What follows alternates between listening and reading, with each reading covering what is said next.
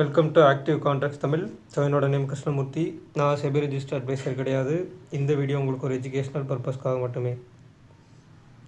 வர்ற ஆகஸ்ட் 3 அன்றைக்கி நம்மளுக்கு மந்த்லி செஷன்ஸ் ஸ்டார்ட் ஆகுது. சரிங்களா? அதாவது ஆகஸ்ட் மாதம் 3ஆம் தேதி. ஸோ ஜாயின் பண்ண விருப்பம் இருக்கவங்க 7904877610 அப்படின்ற நம்பருக்கு வாட்ஸ்அப் பண்ணி கிளாஸஸ்க்கான டீட்டெயில்ஸ் வாங்கிக்கிங்க. ஸோ இதில் இந்தந்த டாபிக்ஸ்லாம் இருக்கும். பர்டிகுலராக இந்த டாபிக் ஆப்ஷன் ப்ரீமியம், இதுவும் மார்க்கெட் சினாரியோவும். ஸோ அந்த ஆப்ஷன் ப்ரீமியம் அனாலிசிஸ் உங்களுக்கு வேறு எங்கேயுமே இருக்காது. இதுக்குள்ளே ஒரு ஆப்ஷன் ப்ரீமியம் ஒரு நாளைக்கு எவ்வளோ தூரம் ஏறலாம், எவ்வளோ தூரம் இறங்கலாம் அப்படின்றதும். ஸோ அந்த ஒரு மார்க்கெட் ஒன் சைடு மேலே ஏறுதுன்னு வச்சுக்கோங்களேன். ஒன் சைடு மேலே ஏற போகிறாங்க அப்படின்னா கால் ஆப்ஷனும் கூட சேர்ந்து ஏறுமா, இல்லை மார்க்கெட் அதுக்கு மேலே ஏற மாட்டாங்களா அப்படின்றத நம்ம ஆப்ஷன் ப்ரீமியத்தில் ஒரு லெவல் ஆஃப் கன்ஃபர்மேஷன்ஸ் வச்சுருப்போம். ஸோ அதுக்கு சில லெவல்ஸில் அதில் சொல்லித்தரோம். அதேமாதிரி ஒரு ப்ரீமியம் ஒரு நாளைக்கு எவ்வளோ தூரம் ஏறும், குறைந்தபட்சமாக எவ்வளோ தூரம் ஏறும், அதிகபட்சமாக எவ்வளோ தூரம் ஏறும், அதேமாதிரி இறங்குறது எந்தளவுக்கு இறங்குறதுக்கு சான்சஸ் அப்படின்ற மாதிரி.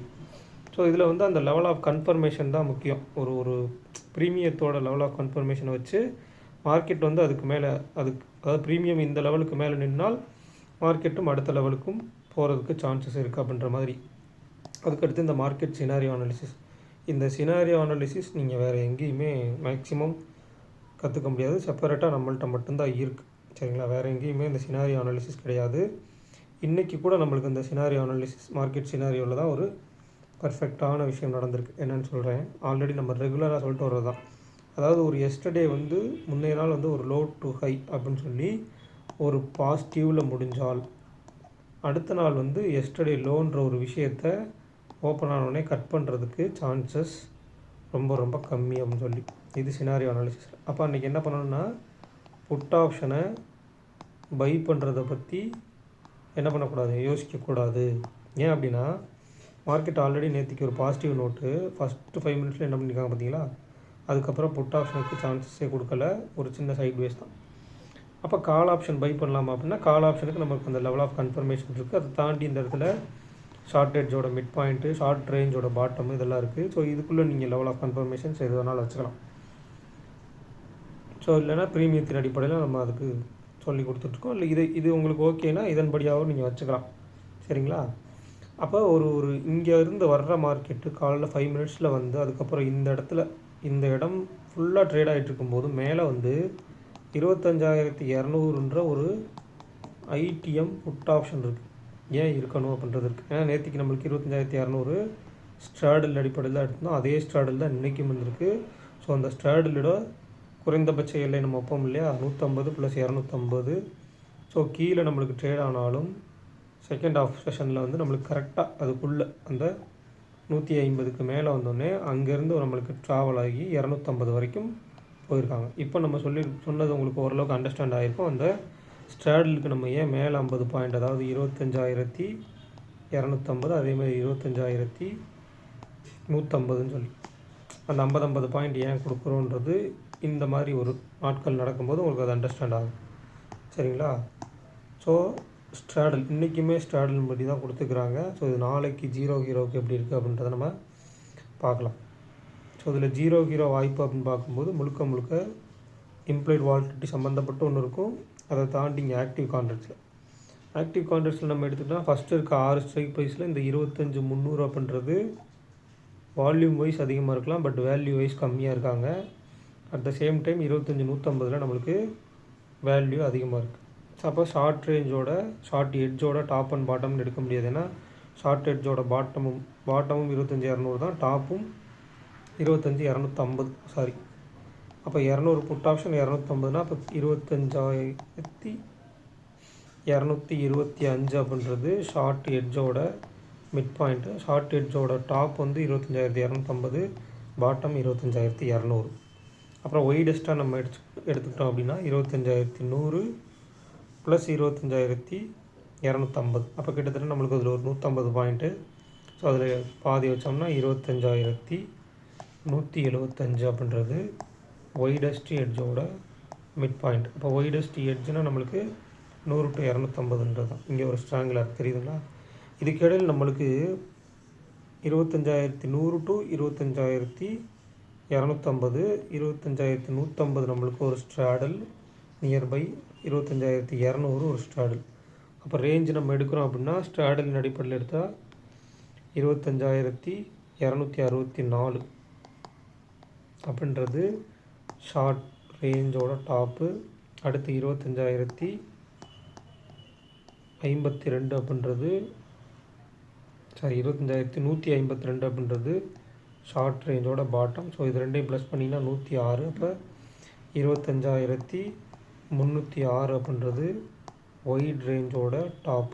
அதுக்கடுத்து இதில் 106 வச்சிட்டோம்னா 25,094 அப்படின்றது ஒயிட் ரேஞ்சோட பாட்டம். அப்போ ஒரு லோ எஸ்டர்டே லோவுக்கும் எஸ்டர்டே ஹைக்கு மேலேயும் போனால் அந்த ரேஞ்சஸ் வந்து கட் ஆகிற மாதிரி இருக்குது. சரிங்களா? அப்போ எஸ்டர்டே ஹைக்கு மேலே போய் அந்த ரேஞ்சுக்கிட்ட போய் ரெசிஸ்டன்ஸ் எடுத்து கீழே வர்றாங்களா, இல்லை திருப்பியும் அதை பிரேக் பண்ணி மேலே போக போகிறாங்களா, சினாரியோ எப்படி இருக்குது. ரெண்டாவது ஒரு வீக்லி, சரிங்களா, ஒரு வீக்லி ஓப்பன் அப்படின்றது ரொம்ப ரொம்ப முக்கியம்.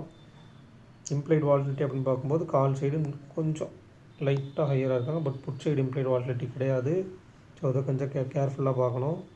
அடுத்ததை நம்மளுக்கு சினாரியோ படி பார்க்கும்போது டேயில் பார்க்கும்போது எஸ்டர்டே ஹைக்கும் கீழே தான் நம்மளுக்கு மேலே போயிட்டு கீழே வந்து க்ளோஸ் வச்சுருக்காங்க ஒன்று.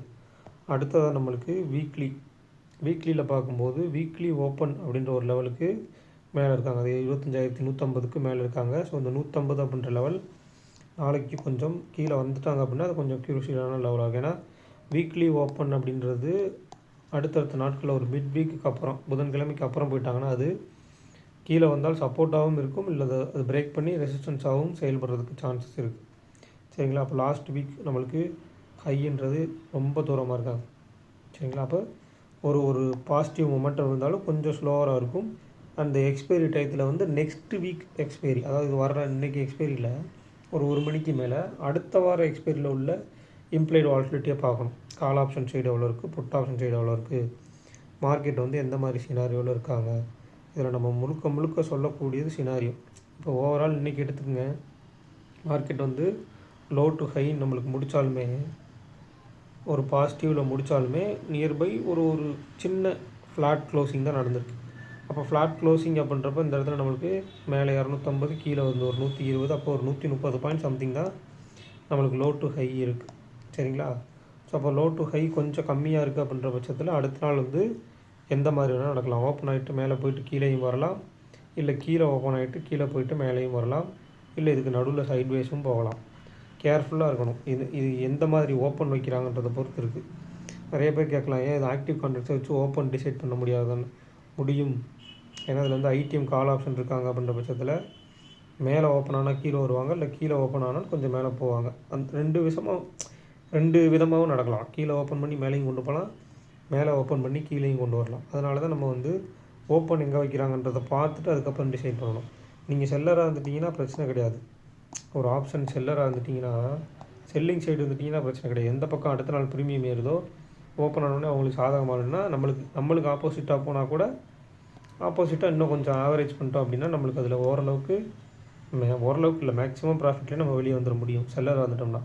பையர் தான் பிரச்சனை. ஏன்னா ஒரு ஃப்ளாட் ஓப்பனிங் நடந்தாலுமே என்ன பண்ணிடுவாங்க, call option side and put option side ரெண்டு பக்கமுமே டிகே நடந்துடும். அதனால தான் வந்து ஒரு பையர் வந்து இந்த ஓவர் நைட் ஹோல்டு பண்ணுறதெல்லாம் தவிர்க்கணும் அப்படின்றது நம்ம அடிக்கடி சொல்லிட்டு வரோம். ஸோ 57,150 இங்கே 57,000 100 call option and 57,200 call option, 200 put option, 57,200 straddle, 57,100 ஸ்டாடில்.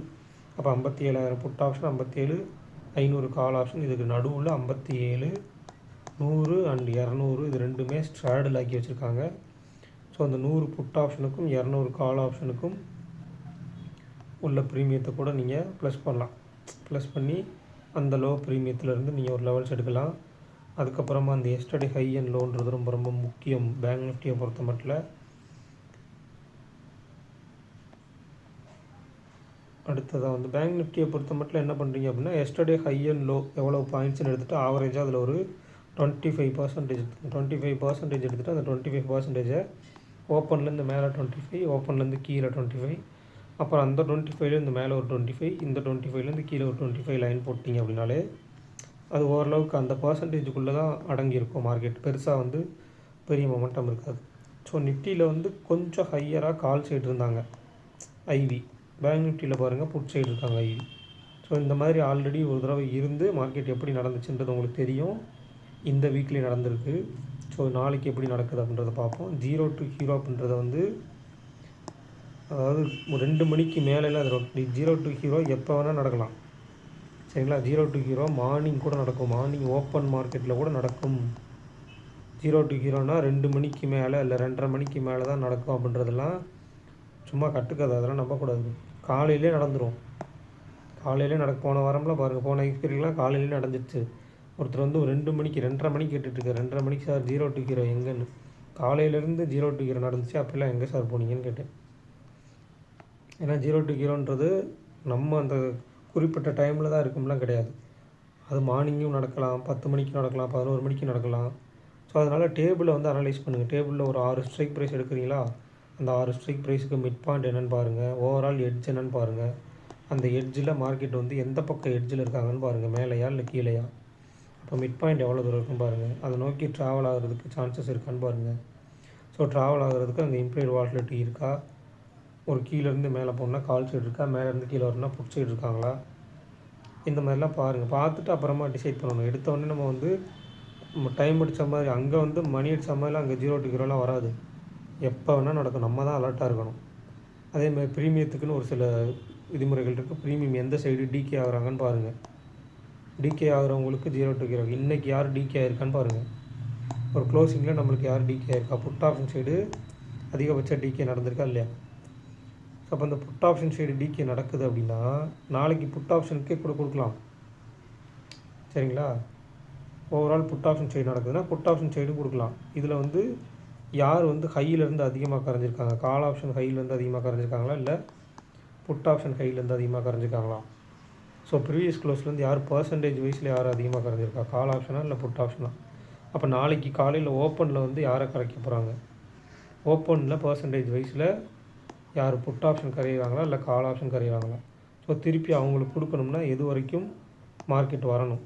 So நீங்கள் அந்த எட்ஜஸை கால்குலேட் பண்ணுங்கள். ஷார்ட் எட்ஜ் ஒயிட் எட்ஜ் சொல்கிறோம் இல்லையா, அதை கால்குலேட் பண்ணி எங்கே ஓப்பன் ஆகிறாங்க, ஓப்பனுக்கு கீழேயா ஓப்பனுக்கு மேலேயா, கீழேன்னா என்னென்ன லெவல்ஸு எட்ஜஸ்ஸு, அந்த எட்ஜஸோட மிட் பாயிண்ட்ஸ் என்ன, அந்த மிட் பாயிண்ட் எங்கே இருக்குது, ஸோ அதுக்கு ட்ராவல் ஆகிற தூரம் எவ்வளோ.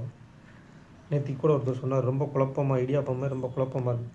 நீங்கள் ஃபஸ்ட்டு வீடியோ பார்த்தோன்னே ஒரே வீடியோவில் ஒரே கான்செப்டில் தெரிஞ்சு அதை வச்சு உடனே ட்ரேட் பண்ணலான்னு நினச்சி வராதிங்க யாரும். பார்க்குறவங்க ஒரு 1 or 2 வீக்ஸ் வந்து நம்ம சேனலில் ஃபுல்லாக பார்த்தீங்கன்னா தான் நம்ம கான்செப்ட் என்ன, நம்ம என்ன சொல்ல வர்றோம், எப்படி நம்ம மார்க்கெட்டை அப்ரோச் பண்ணுறோன்றலாம் புரியும். ஸோ இந்த வீடியோ பிடிச்சிருந்துச்சு அப்படின்னா லைக் பண்ணுங்கள், ஷேர் பண்ணுங்கள், சப்ஸ்கிரைப் பண்ணுங்கள். மறக்காமல் கருத்துக்களை வந்து கமெண்ட் செக்ஷனில் கமெண்ட் பண்ணுங்கள். நன்றி, வணக்கம்.